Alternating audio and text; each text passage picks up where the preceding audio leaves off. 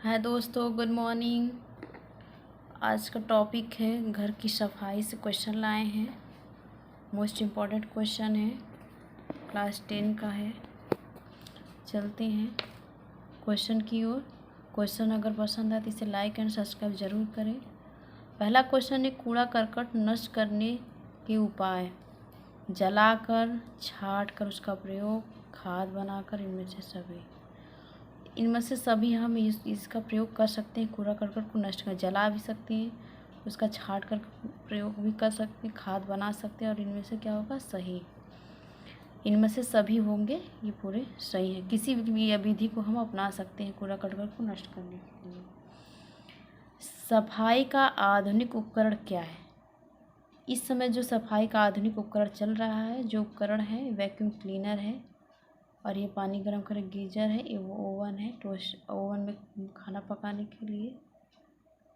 और इनमें से सभी तो क्या होगा? जो इस समय आधुनिक उपकरण में सफाई चला है तो वैक्यूम क्लीनर है। ये फर्श वॉश दरी ये सब साफ करने के लिए यूज किया जाता है। वैक्यूम क्लीनर का प्रयोग किया जाता है बर्तन की सफाई के लिए, फर्नीचर की पॉलिश करने के लिए, धातुओं को चमकाने के लिए, घर की सफाई के लिए। तो वैक्यूम क्लीनर के लिए देखिए क्या प्रयोग किया जाता है। तो घर की सफाई के लिए वैक्यूम क्लीनर एक मशीन है। आधुनिक समय में ये उपकरण चला है। इसी के द्वारा हम घर की सफाई कर सकते हैं और समय की बचत भी कर सकते हैं। चांदी के बर्तनों की सफाई करने के लिए क्या करना चाहिए? चूने के पानी का प्रयोग करते हैं, मिट्टी के तेल का प्रयोग करते हैं, सर्फ का प्रयोग करते हैं, पेट्रोल का प्रयोग करते हैं। तो चांदी के बर्तन की सफाई कैसे करेंगे? तो सर्फ का प्रयोग करेंगे। इससे क्या होगा? चांदी का बर्तन अच्छे से साफ हो जाएगा और चमकेगा। नेक्स्ट क्वेश्चन है, कूड़े कचरे के निष्कासन का सर्वोत्तम साधन क्या है? तो कूड़े को जला देना चाहिए, कूड़े को बहा देना चाहिए, गड्ढों में पाड़ देना चाहिए, शुष्क विधि। तो कूड़े कचड़ों को क्या निष्कासन का जो सर्वोत्तम विधि है कि हम उसे ना जला सकते, ना मतलब ना जलाएं, ना तो उसको बहाएं, या तो ना तो शुष्क विधि अपनाएं। तो उसे क्या करते? सबसे अच्छी विधि मानी जाती है गड्ढा खनकर उसमें कूड़े कचरे डालकर उसे पाड़ दिया जाए, उसमें मिट्टी डाल दिया जाए। ये क्या है? सर्वोत्तम विधि मानी जाती है। तांबे की वस्तुओं को साफ करना चाहिए तो सिरका या नींबू से, नमक व सोडा से, साबुन का पानी से, तो चूने का पानी से। तांबे का जो बर्तन होता है सबसे अच्छा क्लीन किससे होता है? साफ। चूने के पानी से बर्तन क्या होता है? तांबे का साफ हो जाता है। स्टील के बर्तन साफ करते हैं तो किससे? राख से, सूखे चूने से, सोडे के घोल से, विम से। तो क्या स्टील का बर्तन अच्छा क्लीनअप विम से हो जाता है। Answer B. घर की सफाई में परिणाम स्वरूप क्या होना चाहिए? स्वास्थ्य ठीक रहता है, घर आकर्षक लगता है, व्यवस्था बनी रहती है। इनमें से सभी। तो घर की सफाई रहने से क्या होता है? घर देखने में आकर्षक भी लगता है और सबका स्वास्थ्य ठीक रहता है और उनकी व्यवस्थाएं बनी रहती हैं। गृह व्यवस्था की व्यवस्थाएं बनी रहती हैं। पीतल के फूलदान की सफाई और चमक के लिए उपयुक्त है। ऐसे भी क्वेश्चन आ सकता है और इस तरह क्वेश्चन भी पूछ सकता है। पीतल के फूलदान की सफाई की जाती है तो किस तरह की जाती है? चूना, साबुन, रेत, ब्रांसों। तो किससे था? ब्रांसों से। घर की सफाई करने के बाद कूड़ा करकट क्या करना चाहिए? घर में रखना चाहिए, कूड़ेदान में डालना चाहिए, सड़क व पानी पे फेंक देना, सड़क पर फेंक देना चाहिए, नाली में डाल देना चाहिए। तो क्या करना चाहिए? कूड़ेदान में डाल देना चाहिए। इससे क्या है? घर की सफाई रहेगी और बाहर गंदगी भी नहीं होगा। और कूड़ेदान ले जाकर गड्ढा खन कर उसमें गड्ढा खन के कूड़ा डालकर मिट्टी से पाड़ भी देना इस सर्वोत्तम विधि मानी जाती है।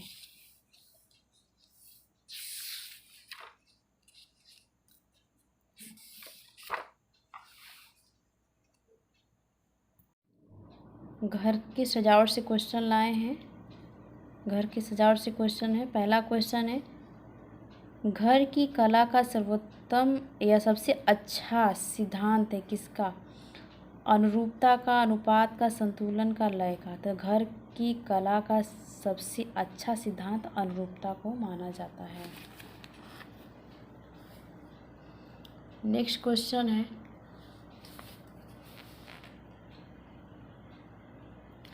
सजावट में सबसे अधिक आवश्यक है।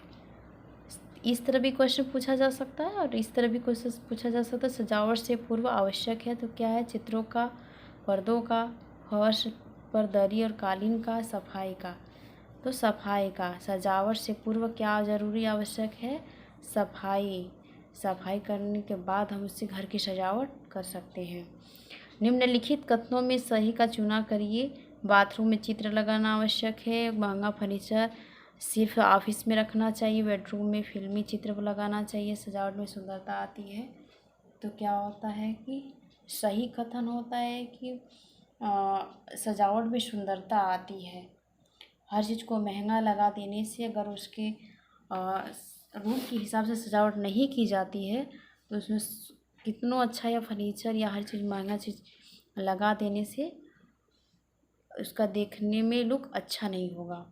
सजावट सुंदर होना चाहिए, कम सामान में कम कास्ट का हो और लेकिन सजावट अच्छा सुंदर सुव्यवस्थित होना चाहिए।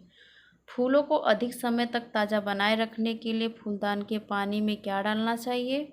सोडा है, साबुन है, नमक है, दूध। तो नमक को डालना चाहिए।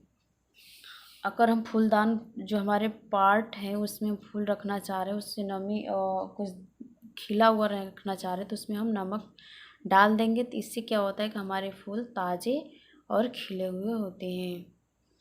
निम्नलिखित में से कौन सी वस्तु घर की सजावट की जाती है? से पेन है, झाड़ू है, फूल है, बाल है। तो जाहिर सी बात है, पेन लिखने के लिए, झाड़ू घर साफ करने के लिए, बाल के कोई बाल असल में होता है। फूल से क्या करते हैं? उससे सजावट करते हैं। बाल से हम सजावट नहीं करते हैं। नेक्स्ट क्वेश्चन है, गृह सज्जा का आवश्यक तत्व क्या है? उपयोगिता है, अभिव्यक्ति है, सुंदरता है, इनमें से सभी है। तो गृह सज्जा के आवश्यक तत्व हैं, उसमें क्या होना चाहिए? उपयोगिता भी होना चाहिए, अभिव्यक्ति हो, सभी घर के सदस्यों की अभिव्यक्ति भी होना चाहिए। घर की सजावट कैसे करें? देखने में सुंदर हो, उसकी उपयोगिता हो और उपयोग की जाने वाली चीज़ हो, और ये क्या है? उसकी सुंदरता। सजाने के बाद वो सुंदर देखने में लगे। उपयोगी वस्तु भी हो, अभिव्यक्ति भी हो और सुंदरता, इनमें से सभी होना चाहिए। मकान बनाने के लिए भूमि लेनी चाहिए तो कैसी? रेतीली, पथरीली, चिकनी, कैसी भी हो। तो लेकिन मकान बनाते वक्त जो ज़मीन हम खरीदारी करते हैं उसका ध्यान दिया जाता है कि ज़मीन कैसा है, पथरीली है कि चिकनी है कि रेतीली है। तो हमको पथरीली ज़मीन लेना चाहिए कि जो ठोस और मजबूत होता है, और रेतीली और चिकनी नहीं होनी चाहिए। पर्दे लगाने के प्रमुख उद्देश्य तो सजावट है, तीव्र वायु प्रकाश व गर्मी से बचाव है, आर्थिक स्थिति का दर्ज अंधकार है। पर्दे लगाने का जो मुख्य उद्देश्य होता है, तीव्र वायु से बचाता है और प्रकाश व गर्मी से भी बचाव करता है। ज़्यादा अगर गर्मी लगी तो दरवाज़ा खोल के पर्दा वैसे कर दिए तो फैला दिए तो सामने वाला कोई व्यक्ति दिखेगा नहीं, थोड़ा सा हवा का आवागमन भी होगा। और अगर रूम में अंधेरा है, दरवाज़ा खोले, प्रकाश पर्दा उसको फैला देने से क्या होता है? हल्का प्रकाश भी आएगा। तो इससे क्या होता है? तीव्र आयु मतलब हवा बहुत तेज़ी से आ रही तो उससे भी रुकावट करेगी, और ये मतलब भी प्रकाश और गर्मी से भी बचाव करेगा। नेक्स्ट क्वेश्चन है, सजावट का अर्थ है पर्दे लगाना, घर सुव्यवस्थित रखना, चित्रों से घर सजाना, उपयुक्त सभी।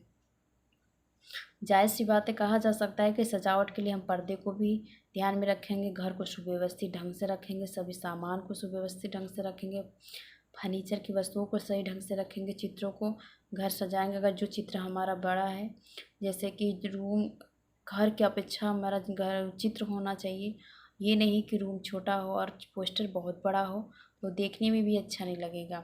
तो घर की सजावट के लिए क्या है? पर्दे लगाना, घर को सुव्यवस्थित रखने के लिए, और जो चित्र हम बनाए होते घर में सजाने के लिए हर चीज़ को ध्यान दिया जाता है, तभी सजावट करने के बाद वो उसका लुक देखने में अच्छा लगेगा। घर की सजावट के लिए किस वस्तु का प्रयोग किया जाता है? तो घर की सजावट के लिए किस वस्तु का प्रयोग किया जाता है? ईंट, सीमेंट, बालू, फूलदान। घर की सजावट के लिए फूलदानों का यूज करते हैं। निम्नलिखित में से कौन सी वस्तु सजावट की नहीं है? फूलदान, हथौड़ा, चित्र, कालीन।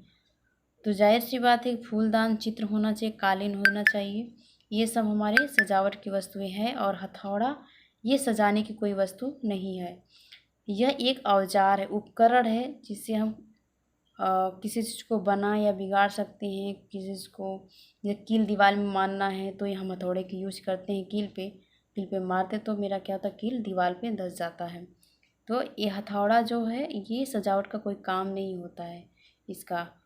और फूलदान का होता है सजावट के लिए प्रयोग, चित्रा और कालीन का इन सब का प्रयोग करते हैं। आज के लिए इतना ही, धन्यवाद।